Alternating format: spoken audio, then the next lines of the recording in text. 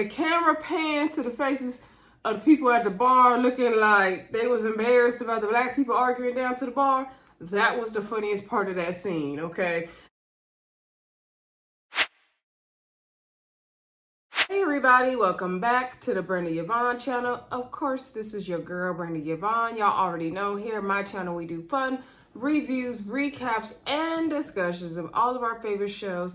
This video, we are talking on Love and Marriage DC. Y'all know we getting started with season 2. This is episode 3 titled Parents Just Don't Understand. Thank y'all for hitting that thumbs up button. It's definitely helping the algorithm. Also, thank y'all for hitting that subscribe button. I appreciate all my new subscribers. Also, don't forget to share the video and comment down below. Let me know what you thought of this episode. This episode touched on a lot of good, deep topics dealing with family, especially black family, relationship. Just dealt with a lot of different issues. I apologize for coming a night late with the video, y'all. Last night I just didn't have the energy for the video.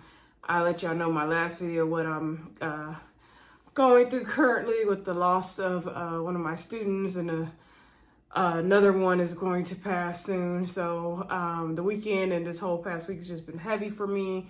I didn't want to come on camera with no energy last night, so I'm bringing the energy tonight. I'm ready to get it started, ready to get into a new week and just try to, move forward. Anyway, y'all, also wanted to make sure y'all know that this channel, it's not all about me on here, just giving videos to y'all and reviews. Also, if y'all have something y'all want me to talk about, drop it in the comments. You guys got something important you want to share, drop it in the comments. You got something you want me to support, advertise, I would advertise it for free. Drop it in the comments, okay? Don't be scared to share. You want some prayer for something, drop it in the comments. Y'all know I could definitely use some prayer warriors right now. So any kind of support I can give y'all, please, or that we can all give each other, drop it in the comments, please. Don't be scared to comment. I read all comments and I try to reply to all comments, okay? Let's get into the review though. So the episode left off where we picks up where we left off last week, sorry. With what's the girl? Erana and Winter fussing and fighting about the text message. So Irana's like, show me, girl, what you got in the text message. So Winter's trying to backpedal to my, now I don't know how to take care of special needs kid. But this is what was said. Basically, they said that Jenny and Erana shipped Jason off to some school, and so then he aged out of that program. Then they moved her mom in to take care of him while they ran the streets. So Irana's like, what? That don't even make sense. Like, of course he's supposed to get an education. Like, what are they talking about? Now, y'all know I teach special education. It is the law that they can receive services until the age of 22. I want to say that's the law everywhere, including DC. Don't quote me because I get some of the Fed and the state education laws confused. But I know here in the state of California, they can receive services to the age of 22. He probably did age out once he reached whatever that, if it's 22 like it is here, he aged out. Okay, I don't know how old Jason is right now. I didn't look it up before I started recording like I intended to, but y'all can drop it in the comments for me, please.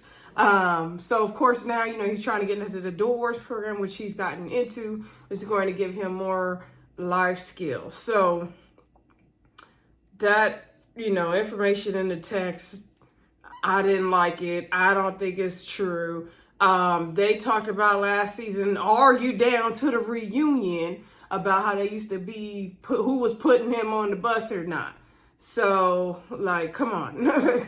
They wouldn't argue that hard about it if they wasn't the ones taking care of Jason. So that just didn't, make sense to me. Erana said that's old. People been, trying to, I guess, say those different things about them in the past. And I'm not sure why people would say that, except for being haters or something. I don't know. The whole thing is kind of crazy to me. Didn't make sense. Erana and Winter proceed to go back and forth. Irana's like, you just getting, gossip and stuff. This is nothing. You need to keep my kid's name out your mouth. You need to not bring me up. So then they gets to getting loud. I think Erana stood up. And the funniest thing in the scene to me was the people down to the bar. When the camera panned to the faces of the people at the bar looking like they was embarrassed about the black people arguing down to the bar. That was the funniest part of that scene, okay? Then Winter bringing up text about Erana saying that she was going to meet her in the streets and all this stuff. And she said, you threatened to beat me up in the streets. Erana's like, it could have been a conversation. No, it wasn't. But she was like, you threatened to beat me up in the streets? Like, all this stuff. And it's just like, girl, bye. Winter, go ahead on. And I don't know what was going on the side of Winter's hair. I don't know if the leave out wasn't blending with the wig or she put too much edge control and it was doing too much. I don't know. Maybe I got on too much edge control right now. I don't know. Anyway, I'll say I have a love-hate for Winter. I like Winter because she did bring the drama last year. Like, I like the whole Winter and Kevin thing. I would love Kevin to come back this season, actually, because it was just hilarious with him coming on the show. But I don't like when Winter's, bringing in all these texts and receipts. Like, who cares? Who cares? And she don't know what it's like to take care of special needs kids. So she really needs to say, hey, girl, I got these texts, but I don't agree with them. I don't think they're true. And she talking about people downloading stuff to her messages. Like, girl, what? Get your tires together. Anyway, everything people send you ain't got to show everybody, okay? How about that?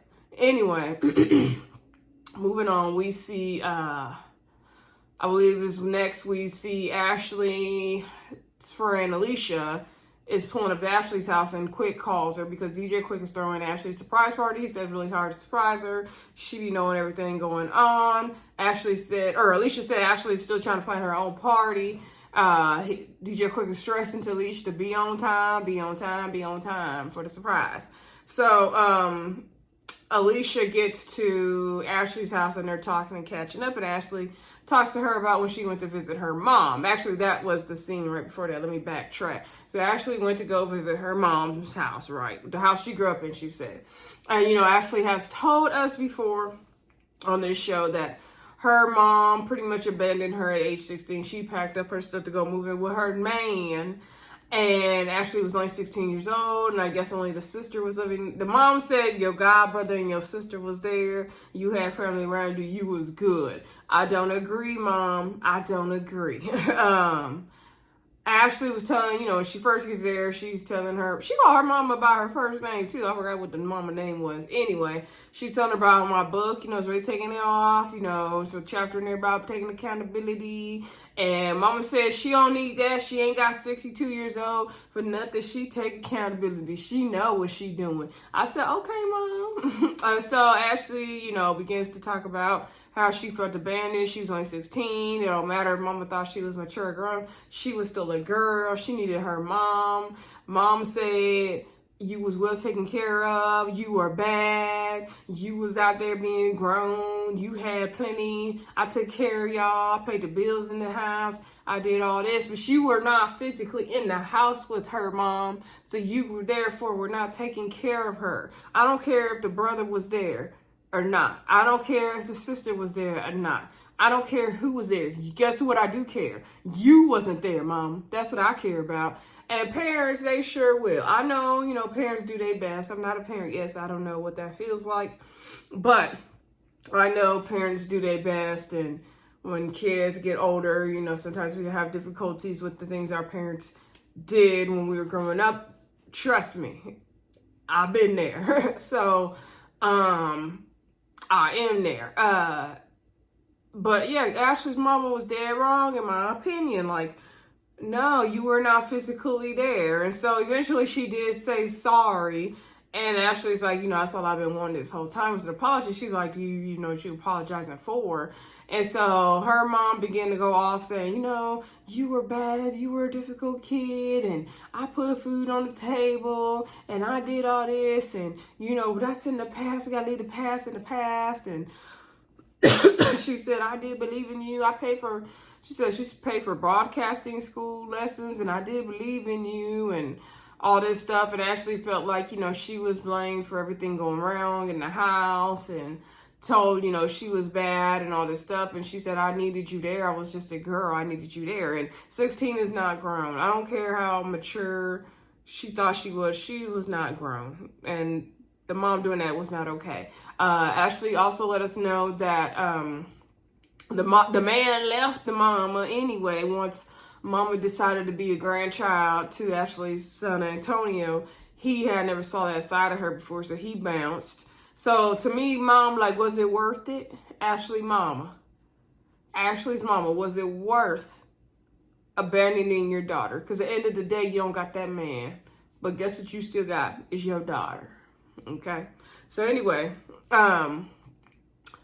they kind of reconciled. The mama just wanted it to be dead, of course. She's like, you know what? You got to have forgiveness in your heart. You got to forgive people. You got to move on. She's like, that's the end of the conversation. I was like, oh, no. So fast forward back to the conversation Ashley had with Alicia. She was just filling her in about her conversation with her mom. And she said, you know, she thinks her upbringing around that time from 15, 16, 17 years old has really shaped the way she is and how she deals with things. And that's true. And so Alicia said, you know, I dealt with the same thing, you know, my siblings and everything. Like, at the end of the day, you know, long as you know how to move forward for you, like, don't be tripping, girl. Okay. So then let's see, we get to Joy and Clifton are going shopping because, you know, Clifton got his beard oil. I think I forgot to mention that in the last video. Clifton is an entrepreneur and he sells beard oil, and he was down to the Black people store looking for a good old scent. They were smelling all these different scents. One was called Scent of a Black Woman. I want to smell that. They looked cool. They looked like a cool store. They was doing a little too much in the store. The owner was like, I have to put both of y'all out. So then Joy brings up the wedding. Joy says she moving slow on making wedding plans. She's not really here for the big shindig. She's not really feeling it. Clifton is like, what's the issue? I thought like every girl dreamed of this. Joy says she's not the type of girl that dreamed of having a wedding. And he's like, so you have a second thought? She's like, she wants to be married to Clifton. She just doesn't want the wedding. And so her issue is, and y'all, there are, before I go further, there are women who never dreamed of, you know, who never dreamed of being Cinderella and having a fairy tale wedding and a family and the white picket fence. Like, there's women out there who didn't have those types of dreams, okay? So it happens, right? Every woman is not the same. Every woman doesn't desire this big old fancy wedding, okay? Now, I want me a nice wedding, okay? And I do desire that. But like I said, every woman didn't grow up with those desires. Every woman may not have seen that in their future. Depends on how you grew up. So Joy said her issue is that they met on TV. They got engaged on TV. And she want to say something for themselves. She don't want to, you know, do this big old thing. Clifton is like, well, the wedding is for people to celebrate you. He want to see her come down the altar. He's like, meet me out the altar in your white dress. He want to see that. And she's not really feeling that. She thinks the opposite. Like, she like, forget them people getting a free meal and getting a free party. You know, Joy, I get what you're saying. And I'm sure the wedding would have to be shown on Love and Marriage DC because, you know, Carlos ain't going to let y'all just do the wedding without showing it. And people didn't seen this whole love story. And like Clifton said, you know, it would show, you know, a good example of Black love and all this great stuff. See, this is what I was talking about in my previous review about y'all putting everything on TV. And I could definitely see Joy's hesitation. However, y'all decided to do this. Like, y'all decided to be on Ready to Love. Granted, y'all didn't know y'all was going to meet each other and fall in love, but it was going to work out. Okay, fine. But then y'all decided to go on that news channel. Nobody made y'all go on that news channel and do a proposal, Clifton. Nobody made y'all do that.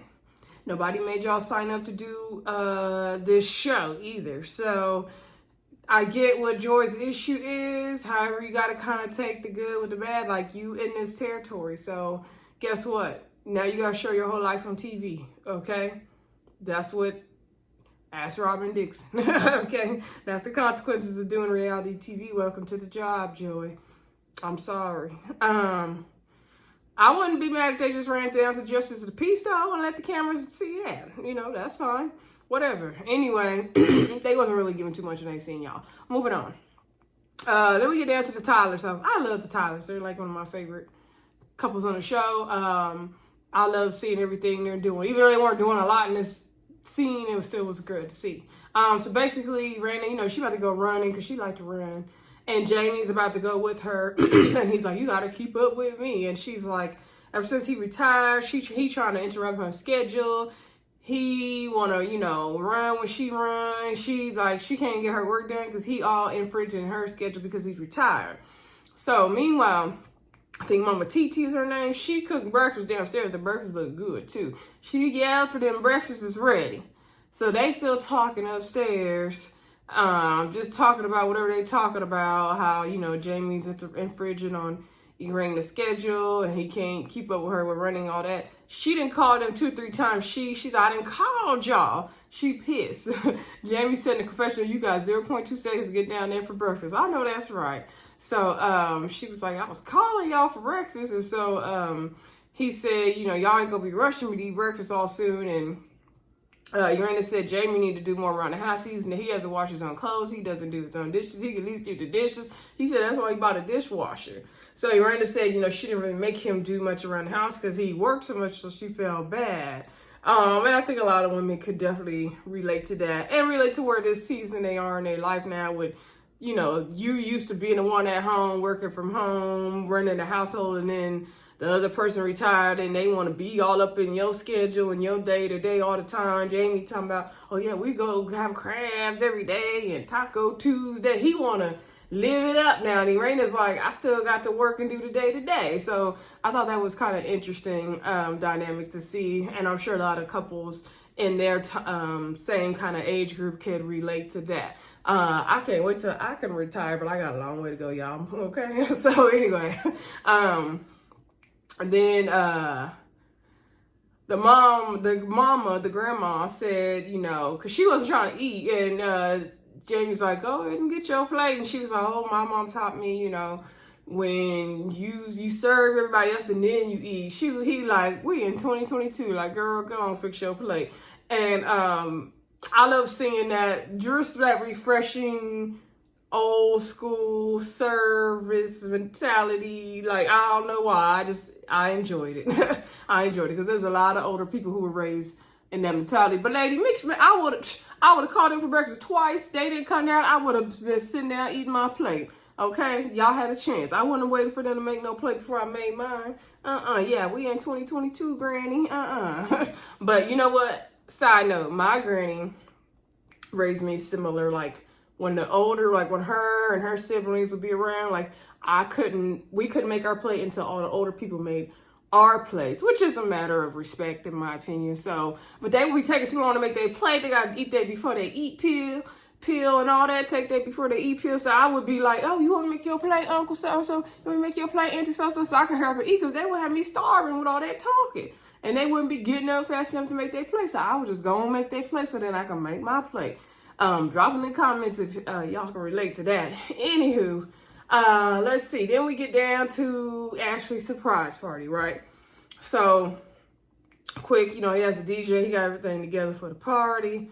Angela's there. Alicia is not there. Quik is calling her like, where's Alicia? Where's Alicia? Ashley, you know, in her confessional, she was being very sarcastic, acting surprised. She's like, oh, I've been hearing from my friends and family today. I wonder where they could be. And so I don't know they didn't tell us what Quik told Ashley to get her down there for the surprise. I already figured she wasn't going to be surprised. Even when she came to the door, you could tell she was not surprised. But you know, they yell surprise. They're like, do that shit. You know, her book title. I don't know if it was after Ashley got there or before Ashley got there. We learned that, I want to say it was after Ashley got there, Angela finally gets a hold of Alicia. Alicia got into a car wreck and she totaled her car. Oh, I feel so bad. I pray Alicia is okay now. I think I saw her tweeting Saturday night, so we know she's okay. And I think in the scene they said she was okay. Angela got emotional. She told DJ Quik. DJ Quik's like, oh my gosh. He didn't know what to do. He said, you know, Alicia's like a sister to him as well. And she is okay. If she wasn't, he would shut everything down and go to her side. But, you know, Alicia says she's okay. So he's like, don't tell Ashley, don't tell Ashley. So you know, Ashley gets there, everybody's taking pictures, living it up. At the table, we have Jamie, Ashley, Erana, Quik, and I don't think Angela was at the table. And what's the lady's name? The new girl, Sherelle, and her husband, Block, I believe his name is, the one that's writing the Barbie song, the gooder Barbie song for Winter. So they're all sitting at the table, and before that, you know, Quik was like, you know, Ashley, my everything, you know, he doing his little shout out to her on the mic. So anyway, they were sitting down, they're gonna take their round of shots and everything like that. And so Ashley's like, where's Alicia? Call Alicia. It's my birthday party. My best friend is not here. Joy and Clifton are in Guatemala, so maybe Joy down there singing again. I don't know. So Irana's like, oh, what do you think of Joy? She's like, well, you know Joy. And she's like, yeah, I like Joy. You know, I have no problem with Joy. And so Erana brings up the whole thing about the whole, oh yeah, Joy came over and she did say she was bothered about the whole Ready to Love single moms thing. And I told her, you know, maybe you should talk to her about it. And Ashley was like, well, I didn't think it was a thing. Like in the moment, I thought, you know, we were all good still. And so Ashley in her confession was like, okay, congratulations, but you still not a single mom, girl. And so, you know, Irana's my girl, but I don't like how she was being messy because Joy wasn't that pressed and that bothered as Erana was making it. Like, okay, how long are we gonna have to hear about this Ready to Love single mom shady moment? Like, we're gonna drag this out for how many episodes? Because it really wasn't that deep. Like Joy said, she was cool with her Baltimore sisters. Like, let's move forward. But Erana was trying to, you know, make a storyline, I guess. I don't know.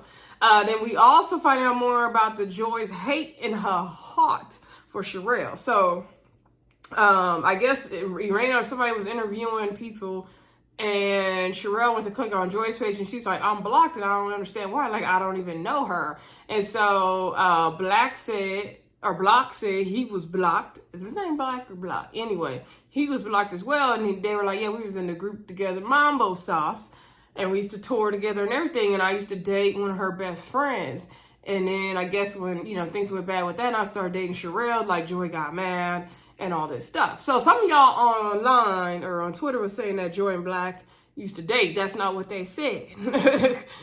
That Black used to date one of Joy's friends, okay? And then he stopped dating that friend and got with Sherelle. That's what happened, y'all. So now what that affects with Joy for, I don't know. And I feel like we need to get more of the tea of really what happened. How did he mess up the group? Okay, it's giving very much making the band. But anyway, I don't know. We're going to learn more in the next episode in the previews. In the previews, Joy said that he was messing with Sherelle while he was dating her friend. So we're going to get all the tea probably next week, hopefully, so we can figure out what the hell is going on. Because Joy don't see it for Sherelle, y'all. Anyway, then Jamie's trying to do a toast, and he wants to thank DJ Quik for, you know, talking to little Jamie at the party. And he's like, you know, you said the same thing I did, but, you know, he received it more from you. Little Jamie didn't really receive it, but okay. And then Quik was like, oh, yeah, it's the messenger, man. It's the messenger. And I don't know who brought it up about little Jamie saying that, I think Erana shared it, or Ashley, I'm not sure, but little Jamie said that, yeah, Erana said that little Jamie had shared with her that he sometimes feels like, you know, his mental state is not there and he wants to kind of like end it all, harm himself. And so Big Jamie's like, oh, he's just seeking attention and, you know, we're not buying that. And Ashley's like, no, like I went through that as a kid as well when your parents continue to tell you like, you not nothing and talk down to you, you could feel like that, like that's a real feeling. And so Quik did not agree with Jamie, and he even stressed in his confessional, like, you know, you can't say they're just seeking attention because when it happens, it's too late. Like, and I get what Quik was saying in that moment. So Jamie's like, nah, y'all not gonna tell me about my son. I done known this boy for 27 years. Like, y'all not gonna be able to tell me. He's just seeking attention. He been saying that since he was 16 years old. I said, hold up. Time out. Big Jamie. And I like the Tylers. I like Big Jamie. I think Big Jamie has some good intentions, but he needs to really, you know, change his approach. If you're telling me that you've heard this boy say this since he was a teenager, Why do you think he's having all these issues? He's acting out and lashing out for a reason. These are all cries for help. He's seeking attention. Yeah, he is seeking attention, but not in the way Jamie is. I think little Jamie's acting out and getting in trouble. He's been doing this since a teenager. He's trying to get some kind of attention from his parents. And if he said that he's been feeling like harming himself since he was 16 years old, that's a major problem to me that's been ignored. And for 10 years, like, that's a major problem. Like, no, he's not just saying that to seek attention. If he's been saying that and acting out this much to the point of getting in serious legal trouble, these are serious cries for help. Like, I need Big Jamie to really back and look deeper. Like, it's a deeper, much deeper issue going on that we are not seeing, that we will never know because we weren't around them when they were, raising him as a young man. There's a way deeper issue here. And I really hope they really get counseling, especially for little Jamie. My heart breaks for him. I'm not saying, the way he talks to his parents is correct and his behaviors are correct. No, he needs to get together. But if he's been saying he wants to harm himself since he was a teenager, that's a big issue. And then based on his behavior, yeah, he's crying out for help and seeking attention, but not in the way Big Jamie is saying it. Big Jamie just wasn't seeing it. He's like, oh, they want to all gang up on me about little Jamie, and the only one who knows him his whole life is Erana. They only know him for like a year. They weren't ganging up on you, sir. Like, no. I don't know what's going to take for Big Jamie to get it. I don't know. I don't know. They need some serious family counseling and some prayer, because that's too much. It's too much. So anyway, Ashley's like, let's dead all this. Let's take our shot, move on, because we got a party. They still can't reach Alicia. Angela's like, Alicia, Ashley's like, Alicia, what? So DJ Quik's like, okay, let me take you outside, girl. So he's like, I hate to do this, but, he tells her Alicia got in an accident. She totaled her car. Someone, ran her off the road, and she's on her way home. She's okay, but she's not going to be here tonight. So, of course, Ashley is panicked. Ashley is like, what do you mean? Like, what's going on? She's trying to call her. He's like, she's probably not going to answer. She's upset. She's like, what do you mean she's upset? He's like, well, probably at the situation. So Ashley is pissed. And then she's like, she gets really mad at DJ Quik in this moment. And that's the part I didn't understand. Like, I get you're upset and frustrated. Maybe it's a better way he could have handled the situation. But, DJ Quik was in a lose-lose. Like, when was he going to tell you? Like, before you came into the party and said, girl, we can't even do this because, Alicia got an accident. Like, especially he knew she was okay, right? It's not like he didn't know, if she was, unconscious or anything. He said he knew she was okay. Was he supposed to tell her as soon as she, surprised, by the way, Alicia's got a car accident? Like, when was he supposed to tell her? Like, y'all drop it in the comments, let me know. Because I get Ashley was upset, but she just got so mad at Quik, and I just wasn't understanding why she got mad at him, because I don't know when the best time for him to tell her was. And so she was like, oh, like, move out my way. Like, you don't even have real friends. You don't even know. And he's like, what are you talking about? Like, I have real friends. He's like, what do you want me to do? Do you want to leave? What do you want to do? Like, he was trying to support her. Like, but she was like, please leave me alone. But he did keep saying, well, do you want to go home? You want to leave? You want to go? Like, I was like, okay, give her space. Click. She needs some space. And Ashley, she goes 0 to 100. Like, I get how upset she was. That's her best friend. That's like a sister to her. I get it. But also, like, he had no good time to tell her. Like, when was he supposed to tell her? Like, now, I'm glad he didn't wait till they got home and after the fact. Like, I'm glad he told her sooner, like, let her enjoy the party a little bit and then told her. I actually thought it was, to me, looking as outsider looking in, it looked like appropriate timing. Like, he let her enjoy herself a little bit and then told her, although she kind of had to pry it. But, I don't know when he was supposed to tell her. I don't know. It was a lose-lose-lose situation, in my opinion. Hopefully Alicia's doing well and everything worked out. Maybe, after the party, they got to go visit her and see, make sure she was really good. I don't know. That's just a sucky situation. So I felt bad for Alicia for getting in a car accident. I felt bad for Ashley because it's her party and then it's her best friend. I felt bad for Quik because he had to figure out how to let Ashley know without ruining her day and her party. So that was just a tough situation, and I hate how mad Ashley got at Quik.